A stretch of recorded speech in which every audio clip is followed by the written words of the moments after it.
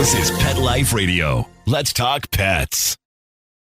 This episode of Vet Candy is sponsored by Nobivac Vaccines, reminding you to protect your pups and pair up. Vaccinate for both Bordetella and dog flu.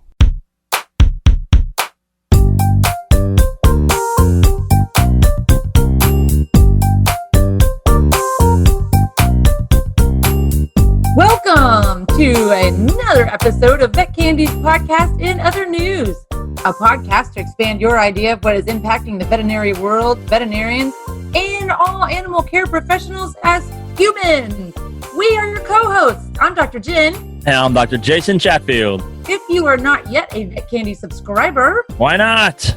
Please subscribe for free today at myvetcandy.com. You can also reach us at our email addresses. So if you have a message of love and positivity, you can find me at jen@myvetcandy.com. And as per the norm, if you really want to get real, send it to me at jason@myvetcandy.com. Okay, so our podcast topic today is Chatfield's differentials.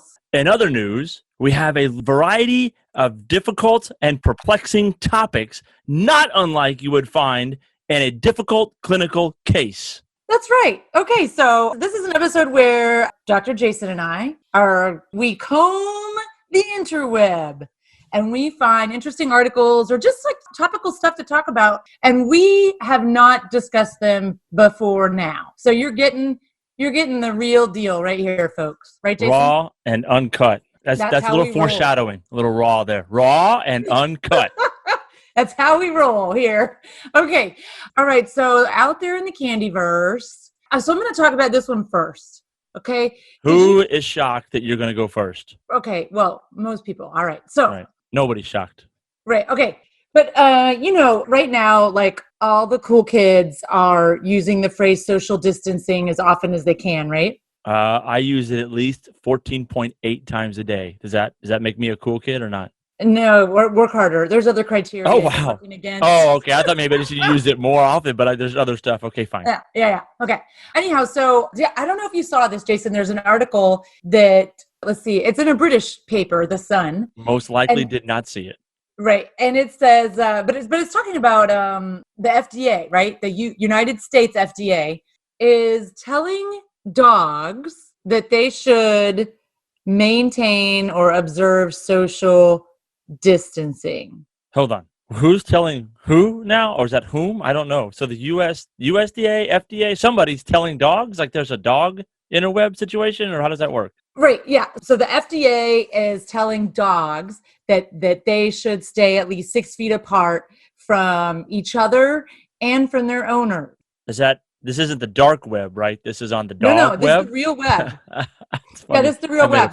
So here's the thing. I think it's interesting because now, like, of course, we all know that what they are talking about is COVID-19, right? Like, that's what they're talking about. That's what they're worried about. But for dogs, I don't think social distancing is new, right? Like, it's a little bit new for a lot of people right now, but I don't think social distancing for dogs is new. Do you? So they're really asking people to social distance their dogs from other dogs. And themselves, their owners. Uh-huh. Yeah, and other people. Yeah, absolutely. Well, so, A, it's not new, of course. B, how does that work? Like, what? Just get away from me and my dog, or you got like a stiff leash, like instead of a little flexible leash, you got a pole, like you're walking around your dog on a rabies pole or something like that. I mean, come on, that's crazy. Okay, but wait, this is a little bit deja vu, right? For dogs, isn't it? I mean, you're gonna have to describe deja vu, but okay, go ahead. Well, because we've already, I've been telling dog owners to observe. I didn't use such a cool phrase as social distancing, but I've been telling people they should social distance their dogs, like, for years. Right, forever, right, yeah, because you don't know what the other dog has, right? It's how you act. Not only that, but that dog could have canine influenza. Or probably multiple other things. And they have teeth, and they can bite, and you just don't want to get around strange dogs. Yeah, but if they have influenza, that's certainly something they can pass around. And I guess that's the same concern with the coronavirus, right? Because dogs have gotten contracted SARS coronavirus 2 from their owners. They haven't transmitted it to their owners, but they've contracted from their owners, right? Yeah. Yeah, and I think we got to the final point. You're just trying to make another case for influenza. This is pretty much what you do. We all know that that's your favorite disease, right? I mean, who doesn't live in admiration of influenza? It's an incredible pathogen, right? Mm-hmm. Yep. Yeah. And now I just put it in the same level as COVID. Right there. But what I'm saying, like, because if you see a kid, like, let's say, because you have 3 little kids, right? So if you walk into a store and you hear that kid coughing, like you hear some kid coughing, which I guess is like in every little kid store, right? There's always some kid coughing. Yeah. Or wiping their nose on something. Something. Then don't you kind of like maintain some distance from that kid? Well, first, I mean, let's be honest. First, what I do is I grab my youngest because he's going to run over there and like slobber it up with these people, right? That's what he does. The older 2 are okay, but the others, oh, look, someone's sick. Let me just go over there, see what's happening, right? Yeah, but yeah, you don't hug. Your point is, well, yeah, absolutely. I mean, hug makes everything better for that kid. So absolutely, you don't go run over and say hi to those people. You kind of maintain that social distance without even talking about it, right? That's just what you do. Right. So that's what I'm saying. Like if you have a coughing dog, don't you think it stands to reason that A, the owner shouldn't have taken that dog to the dog park, right? And B, I should keep my dog away from that dog. Sure. That's just common sense. I would think most people do that anyways. Maybe not, but I would think that they would pay attention to that kind of stuff. You know, any kind of dog owner doesn't want their dog to get sick, so.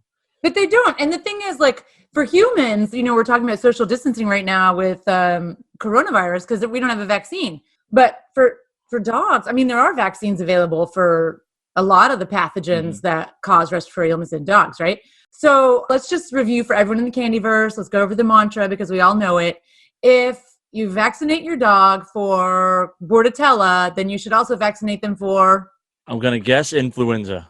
Yes. Oh, look at that. Unbelievable. Look at that. I mean, okay, so now we've said it. Now the FDA has declared social distancing is now cool and hip for dogs. So... Yeah, and it's official. This comes from the official word. It's a cool official. Pretty soon they're going to have them wear masks, right? I know.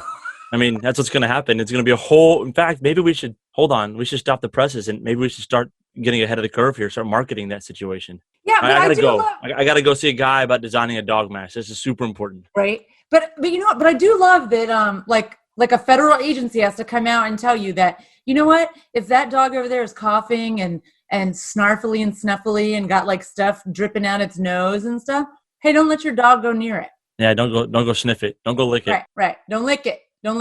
Anyway, well, all right. So it's an interesting article that it's like Captain of stating the obvious, but sometimes the obvious isn't so obvious to everybody. For you and I, like in a lot of the Candyverse is what we do, but maybe not everybody pays attention to that kind of stuff. So I guess it is important to recognize that, especially with all the new increase in dog and pet ownership, that you got to pay attention to these things just like you would treat a young person. Hey, sick animal, don't go, just pay attention. Don't take your dog over there. It's always better just to stay away. So for a multitude of reasons, right?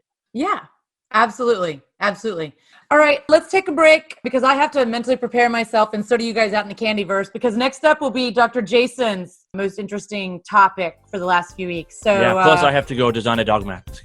He's gonna take a minute to design a dog mask, which will be for sale soon on the Vet Candy website. So anyway, so we'll see you guys on the other side of this break. Hang with us. Dog flu and Bordetella are both highly infectious respiratory diseases of dogs. Although it is easy for people to practice social distancing, it's not so easy for dogs to do the same, especially at common gathering places like boarding kennels, doggy daycares, in dog parks, or even meet and greets during neighborhood walks. Dogs don't care about social distancing. Because of this, infectious respiratory pathogens are easily spread. And it is important to remember that dogs that are at risk of Bordetella, commonly called kennel cough, are also at risk for dog flu, caused by influenza viruses. Protect your pups and pair up dog flu and Bordetella vaccination for best respiratory protection. Learn more about your dog's risk at dogflu.com.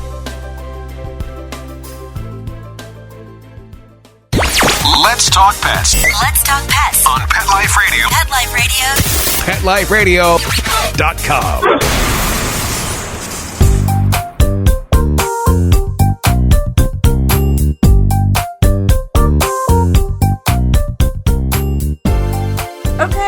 welcome back. Welcome back. So lesson number 1 from today's differentials, you need to keep your dog socially distant from other dogs, and you need to vaccinate them for both Bordetella and influenza, among other things, people. Okay, so Jason, have you been reading anything besides I don't read a lot. I get read to a lot, let's be honest. I get read to a lot with the audiobooks. Sorry, I don't want to lie. People get very mad at me and say, I've read all these books, and I'm like, really? You read the book? Okay, fine. Someone read them to me like I'm a 3-year-old, but hey, you got to do something in the car. Anyways, I digress. By the way, I'm a big fan of audiobooks. If you haven't tried it, try it. It's great. All right. So this one I read actually, because there's not a lot of reading to me about this stuff. Yeah. But everyone that knows me, especially you, Jen, knows that there's a few diseases that I'm terrified of for no valid reason whatsoever, other than it just either grosses me out or I don't want to get it or something. And there was one of these, and you're going to freak out. You probably already read it, but I'm going to let you know. There was a trichinosis outbreak in Argentina. In Argentina, I think that was Argentina. You know me. I got my feelers out for trichinosis all the time. Other people worry about. And I don't know why. It's not like it's like rampant, in the U.S. But I got my feelers out, and so I got a call. I have some tripwires out there. I got a call saying there was a trichinosis outbreak in Argentina. I know there was one in France, I guess, a while back. Yeah. 2015. I'm not really sure. Anyway, so my ears perked up, right? And my number one question is, how does it affect me, and can I get it? Is it coming this way? Is it coming this way? Is there a wave of trichinosis? Right. like it's spread by mosquitoes, right? Give me a break. It's so silly of me. I can't help it, right? It's true, though. Jason, I remember in vet school, you came home and you're like, oh, my gosh. I don't know why we're wasting time worrying about any other parasites. Rabies. Give me a break. Eradicate trichinosis. Right. I did say it didn't make any sense. I'm aware of that, but for some reason I just have a mental issue with that. We all have some of those. That's mine. Okay, well, one of several, but that's mine. So so trichinosis outbreak, and so I have to kind of read about it and remind myself. Mainly from undercooked meat, mainly from pork, which I don't eat a ton of, but I cook it, so I burn the heck out of pork, for the next few months, right? A good pork chop is a burn. It's a burn. Well, it's safe anyway. I have no idea if it's good, but it's safe, right? Yeah. So how did the people in Argentina get the trichinella? I don't actually remember. I read the trichinosis outbreak in Argentina and freaked out, but I'm sure that they had my guess is they had a party, right? And there was some undercooked meat. That's pretty much how it happens. And I have to reread all the time. We don't have a lot of that problem in the U.S. We used to be 400 cases a year was the high, right? Back in the 1800s. Yeah. Oh my God, 400 cases a year. I don't want to be one of those 400. Now it's down to 20 or something like that. So it's really, really rare. So don't freak out. It would be really odd to get a parasite such as that from eating U.S. commercial raised pork. Yeah, even if it's raw, right? Because of the way that they put a lot of places into it. They don't feed meat products to pork, I guess, or something like that. And that's why they don't spread it. Even if it's raw, it would be unlikely. I mean, the parasite control is pretty significant and all that. However, you should always still cook it because you can get all kinds of other bad stuff. Yeah. So it's like I never understood this delicacy stuff for eating raw or undercooked anything. I'm not even a big sushi fan after parasitology. No, you're totally lying right now to the Candyverse. No, you're totally lying. About what? Sushi. What about it? You like it? I didn't say I don't eat it. I'm just not a giant fan of it. I'll eat it. I gotta fit in, right? So if that's what the crowd's doing, you know me, I'm gonna be okay. I'll try it. Whatever. I'm well aware of what I'm doing, and I usually have some kind of California roll where there's like rice. And with a lot of rice and seaweed. Not a lot of meat in there, right? And then there's some other people trying sashimi or sashimi or whatever. Sashimi. You're not getting the sashimi, huh? Slabs of undercooked meat. I'm not knocking anybody, but come on, that's just dangerous. That's what, like I say, do they charge half price for that? Because they just had to cut it. They didn't have to cook it, right? Yeah, that's a good point. And they do the opposite. They're great marketers. They charge triple. For less work. I mean, it's like when Dr. Courtney talks about a case where he did a surgery and had to leave it open to heal. I'm like, well, did you charge half price because you just opened it, you didn't close it? Yeah, you're charging for Dr. Courtney smarts. Okay, so he was smart enough to leave it open. So actually, you should charge triple for that as well. So yeah, well, yeah, that's probably true. But I do think I'm going to go ahead and have a little bit of sharing here. I do think the reason I don't like this disease, this trichinosis stuff, is the way it causes problems, right? So you eat the meat, right? Yeah. They hatch out, and then the larva kind of migrate through your body. That just freaks me out, right? And that's what causes a lot of the problem. They find this like skeletal muscle or voluntary muscle, whatever. I'm not sure what it is. And they cause all these abdominal problems. I can just imagine how that feels, right? It's no good. So every time I read about trichinosis, I bring it up. Hey, it's a problem because if we don't keep talking about it, those cases are going to creep up to 25. I'm going to be one of those 5 extra ones, and I don't want it. So let's protect me. That's what I want to know. I want to protect me from getting trichinosis. And now we get back to the real point of it all, right? Yes, of course, it's all about me and how can this affect me, and can it affect me? That's pretty much what I live my life by. Now, I'm going to throw a wrench into your thinking there. I don't want to upset your entire worldview, but I'm going to say one word. Are you ready? Uh-huh. Are you ready out there in the Candyverse? Here it comes. Bacon. What about bacon?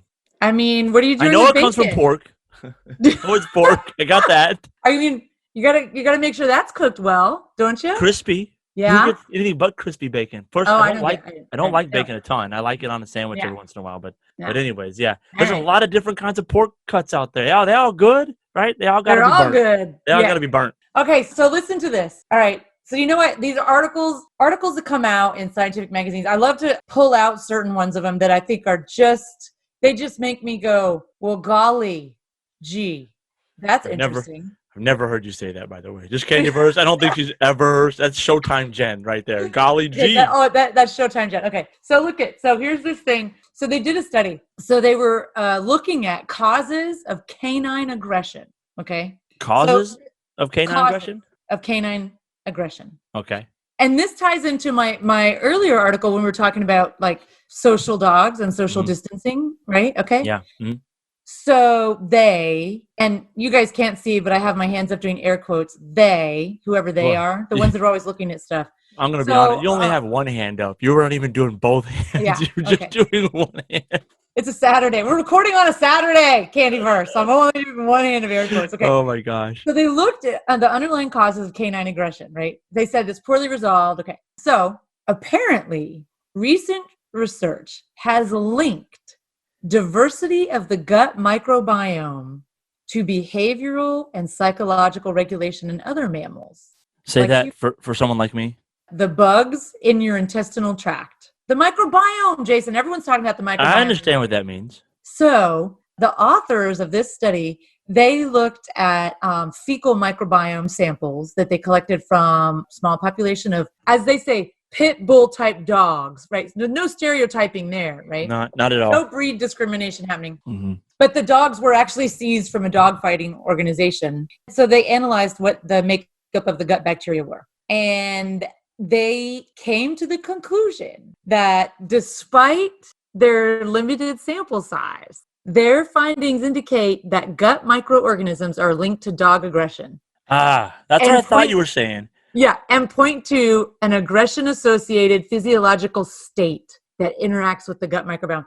I mean, you got to be kidding me. So what they're saying basically, and they actually say this in the last line, that the gut microbiome may be useful for diagnosing aggressive behaviors. Hold on. Prior go ahead. Prior to manifestation of the aggressive behavior. Uh-huh. That's saying that you could come in with a dog. I can look at his poop and I can say, oh, we're going to have to get you a new dog if that one's going to be too aggressive. So I know that's crazy, but listen, you know me, I'll take their side. So what I'm saying is, I can get with that, right? Mm-hmm. Maybe we all have gut microbiome, right? We all have that, right? And so we also kind of have it where it's messed up a little bit. So maybe, and what does that cause? Diarrhea. It causes cramping, like almost like trichinosis, right? Do you think they're angry? Yes. Maybe they're just uncomfortable. Maybe they just want to go beat up on their dog because their belly hurts. You ever thought about that before you throw that under the bus? I mean, I can't say no. Yeah, that's right. You can't. That's a novel way of thinking. You heard it first here on Vet Candy. That's right. But give them some Pepto. Calm them down. Your dog wants to take your face off. Oh, give him a little Pepto. Yeah. What? Yeah. Give him some omeprazole. Right, here you go. Coat that gut. Be good. Oh. No, I'm just kidding. That is a little crazy. They can go from that study of naturally I don't want to be breed stereotyping here, but aggressive dogs who are known to be aggressive and study their microbiome. So if you have these, you're going to be aggressive. It's got to be more than that. They had to have done like a Papillon or something like that, and just compared it at all? So they had, let's see, their sample population, their sample population had 21 dogs that displayed conspecific aggressive behavior. So 21 dogs wanted to eat other dogs. And then they had 10 that did not. 10 what? 10 dogs type dogs or what? That displayed no aggressive behavior towards other dogs. So do you know about dog fighting? How they do all that? A little bit or not? So what they have with the dog when if they why dogs fight because I know. So what they have with dog fight, I'm just trying to wonder what they got. So what they have with dog fighting is, because I come from an area that has a lot of it, is they have the fighting dogs and they have the horrible situation of the bait dogs. Yes. So maybe that was a non-specific dog. They just use those and say. I mean, I don't know, but it kind of makes me wonder. So then I'm like, well, but if their conclusion is that they can detect the likelihood of aggressive behavior by looking at the fecal microbiome before the manifestation of the behavior, how do they know that those 10 dogs weren't just like incubating aggressive behavior? Yeah. So, anyway, the whole thing is interesting. And just so that everyone will be sure out there, it is peer reviewed. So are you buying it? It has to be true. Are you buying it? Or it sounds like you're not happy with the situation. I think this is one of those where you have to have more data. Yeah. Pause. Collect more data. Come back. Come back to me later. Yeah. It is. Great. Let's shake the magic 8 ball again when it says ask again later. Let's say they could figure that out. That it's interesting, but it is a little scary. Like before you go buy a dog, check the poop. Right. That's just before you get a dog, check the poop. Don't worry about genetics. Forget that. Just check the poop. But then you have to worry about like nature versus nurture, right? Yeah, it's a whole discussion. Maybe not for this differential podcast, but yeah. I know. And the other thing that's interesting too is that they allude in their abstract, and I'm sure in their listed references, they cite other investigations that have looked at the microbiome of humans that can be correlated to behavior. Yeah, so I think there are people that think there's some people think genetics causes everything, and you sort of predisposed to everything, and then there's some other group of people that think that the gut parasites cause everything in life, and so I'm sure it's a little bit of both. But that's an interesting paper. I haven't read it, so I can't comment too much on it. But if it is what you said, it is right. That's crazy. That's interesting, right? Aggression based on the gut biome. Right. So now it's going to be like, oh, you think my dog is the one that bit you? Great. Here's his poop. We'll prove you wrong. Yeah, because I have the nice bacteria. I have the calming bacteria, the Zen bacteria. I have the Zen-like bacteria. Give me a break. Couldn't be my dog. That'll hold up in court. Oh yeah, for sure. All right. Okay. What else you got? Anything else entertaining in your world these days there, Dr. Jason? Lots of stuff's entertaining for sure in my world these days. I have another article. It could be I don't know if we have time. We have time for another quick one? I mean, I think so. So let's recap. So we have social distancing dogs. Yes, very important. And okay. And I got not a novel concept, but maybe novel to others. Maybe novel to others. Like if you didn't grow up with animals, right? Right. But also you should, especially if there's respiratory issues, right?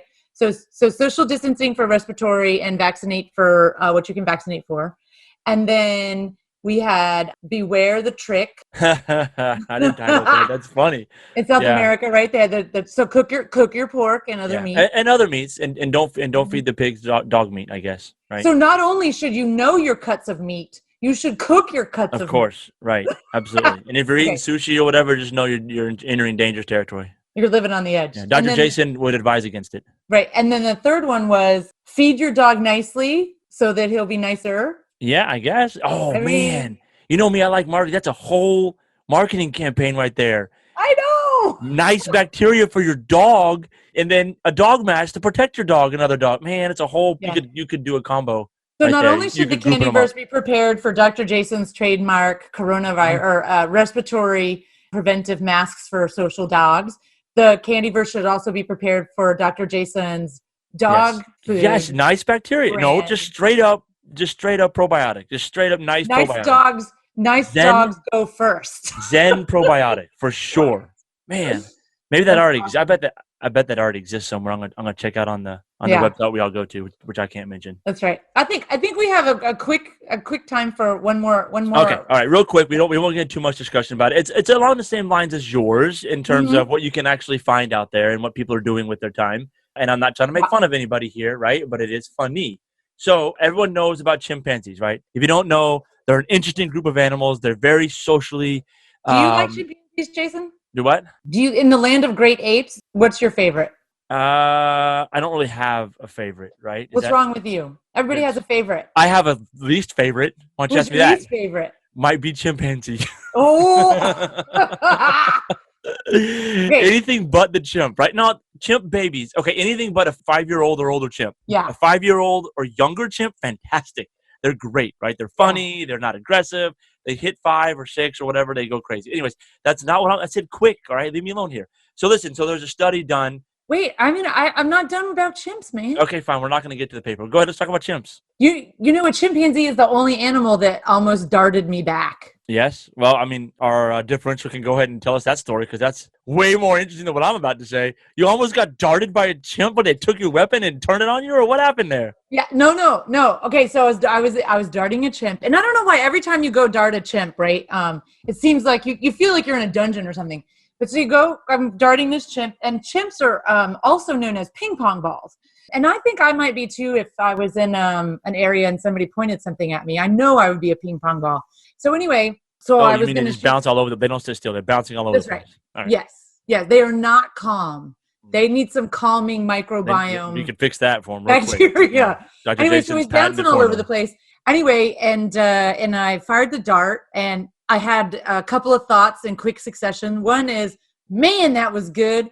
It hit him right in the bicep, like perfect. Wow, where I was aiming, beautiful. Like you could have videoed that for like a how-to. It was perfect, right? And the next thing I know, the chimp pulled the dart out. Like I darted him in the left bicep. He took his right hand. He pulled the dart out, and then he flung it at me. He threw it like in one swift motion, like this, like I'm demonstrating, like, across his body and fling. And I felt it whiz past my face. Get out of here. Yeah. He did almost dart you. Yeah. If there was any residue left of the drug on that needle, you'd have been out along with the chimp. That would have been funny. That could have been on Chatfield Differentials. Look at this article. Look at this goofy vet darted by a chimp. I mean, not that the I mean, it was Tilazol, right? So those of you out there know it was a common anesthetic induction agent. And so I doubt that the Tilazol would have had much effect on me because it had all injected. Because as I mentioned, that was a beautifully perfect dart. There's always something up on the tip.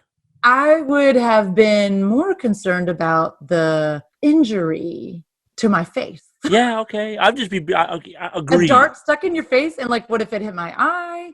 I don't know. If it hit your eye, it would hurt. Yeah. And then you would absorb all of that Tilazol right away. I'm telling you, that would make. And if that happens to you again, just go ahead and fake it. Right? Go ahead and lay down. Yeah, because that's a cool article. No. Chimp darts vet darts chimp. Which came first? It was great. Like gorillas. I dart gorillas. Gorillas don't no problems, and no big deal. Orangutans. When I have to dart orangutans, I don't necessarily like that because they are interesting. But anyway, so chimps. All right, so get to the chimps. So chimp, real quick, again, we don't have a ton of time. But listen, I just wanted to talk about, there's a paper that came out, article that came out about two things. Cultural diversity in chimps in the wild. Cultural diversity, meaning. Sorry, what? Cultural diversity. Okay. So there's several different cultures of chimps. So basically, several different groups of chimps were studied. They did ethograms, did all kinds of stuff, the best they could do to kind of figure out why they're different. And they determined there are cultural diversity within the different groups of chimps. Also, the transmission of one culture to the other is also an interesting study that chimps have. So from one generation to the other, one culture to another, they do a lot of interesting type things. And so there's a whole bunch of stuff that gets into that. The two things I wanted to mention, because I just thought they were funny terms, which is why I'm bringing them up, is termite fishing. Termite fishing. That's a thing. If you don't know chimps or anything like that, it's a very commonly used phrase, but it's just a funny phrase. Termite fishing. This is like when I'm watching TV and I'm watching a thing about, one of those nature shows about chimps, and they take the little stick, the little reed or whatever, and they stick it in the termite nest, and they pull it out and it's covered with termites, right? Right. But they do it differently from one culture to the other. So the article said that is cultural diversity because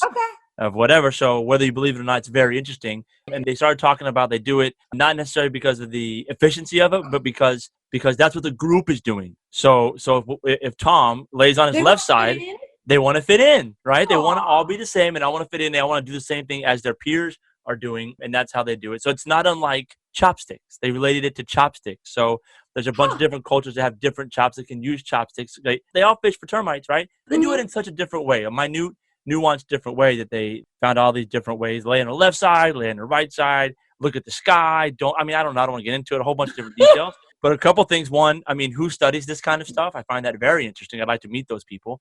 And two, they wrote a whole paper about cultural diversity based on termite fishing and related it back to chopsticks in humans. Thought that was very interesting. Yeah, it's interesting. But you know what I wonder too is that we observe all this behavior, right? Like we observe all kinds of behavior in animals, in the wild. Oh yeah, that too. And then we attempt, because there has to be a reason for it, right? It has to be a reason. It can't just be because, they're laying on their left side to fish for termites because their right leg is sore because yesterday they fell halfway down the mountain. Right. That can't be why, right? Yeah, they go into that and they say because it's the one group always lays on the left side. Anyways, yeah, that's a very good point. But we do this and then put a reason to it. We have to. That's what we do as humans. But go ahead. I think it's tricky to do that. I think it because what if you followed me around observing me all day long for weeks, right? There's some stuff that I would just do just because just think about all the things. I don't want to follow you around, Jason, right? Because all the things is that because there's already too many people following me around? You just don't want to be one of the crowd? Oh, I don't want to be a groupie. I got you. You know what I'm saying? All the things that a person does, if you think about that during a day, just during a day, is there necessarily a reason for all of it? Or is it just because, I don't know, just because? Well, it's tricky with animals, right? With humans, I could just say, hey, Jen, why are you doing that, right? What's wrong with you? I don't know. Use your left hand. You'd say something. But for the animals, we just kind of make it up, right? And that's what I don't mean that in a bad way, but it is. How certain? Until we get the universal translator, right? Yeah. So where the chimps can tell us why they're doing it that way. Well, I think this article was saying they didn't really have a reason why. They were just noting the differences. And they didn't say he lays on his left side because. They were just saying this group always does this group always does, and by always, 80% of the time or whatever. And then they showed it going from mother to son and whatever. And so they were just had it's a very interesting article. And you can decide to believe it or not. I just thought it was interesting on two counts. One, termite fishing is a fun term. B, someone, gets paid a lot of money to study these things on video and in the wild. So yeah, I think that's interesting. I think that's super interesting. So I guess this episode, this differential list, it did all kind of tie together, right? It tied together because they always do. Yeah. Well, even when it's not on purpose. So let's do this, Jason. Let's do this. Candyverse. Listen up. If you are email me, what is the type of chimpanzee, what species of chimpanzee is considered to be closest to humans? If you're email me that. And we'll send you a yoga mat, right? That sounds great. Yoga mat, zen. I know. Relaxed, biome, aggression. Man, okay, that's right. Go all the way back to the top there. That's fantastic. That's right. And so that we can maintain everyone's zen status, I'm not going to limit it to one. Oh, wow. You're going crazy now. Multiple folks, multiple winners. We'll send some swag. Okay? So all you got to do is email me at jen@myvetcandy.com. Tell me what species of chimp is considered to be closest to humans, and we'll send you a yoga mat so you can maintain your zen. If you want to email me, I'm not going to give you anything. I'm basically going to steal your ideas. But if you want to email me a design of a dog mask, I'll cut you in for 5%, okay? Email me at Jason and you can get 5%. I'm telling you it's going to blow up. Jason, right? This is not the You can worry about getting free yoga mats, and that's really cool. But come on, 5% of $1 billion industry, I'm telling you what. That's right. Okay. So there it is, Candyverse, the challenge. Email us that information. We'll send you a yoga mat. You can maintain your zen. If you don't end up getting a yoga mat, well, that's okay. Just alter your diet, change your microbiome, and change your dog's food. And neither one of you will be aggressive after that, right? 100%. It's all about the food. And what else did we learn? Oh, we learned not only do you have to know your cuts of meat, you have to cook your cuts of meat. Yes, of course. Always. Absolutely. Yes, we don't want to catch the trick. That's right. And vaccinate your dogs. Keep them socially distanced if there's any issue related to respiratory system. And embrace the many different ways that people go fishing for termites. Yes, I wonder how you're going to tie that into cultural diversity and chimpanzees, my friend. Yes. That's great. Listen, if you've ever watched the movies, you should be scared with this. It's just another couple steps. They're right there taking over the world. That's right. That's right. They have made movies about that. You know what they're going to do? Right. They're going to start using bioterrorism with trichinosis because it's such an unheard of disease and people take it for granted. No. I'm here to stop that. You're here to stop it. Excellent. Excellent. All right, folks. Well, we thank you for joining us once again for this episode. Email us some information, get your yoga mat, maintain your Zen, and we'll see you on the next episode of In Other News. Let's Talk Pets, every week on demand, only on PetLifeRadio.com.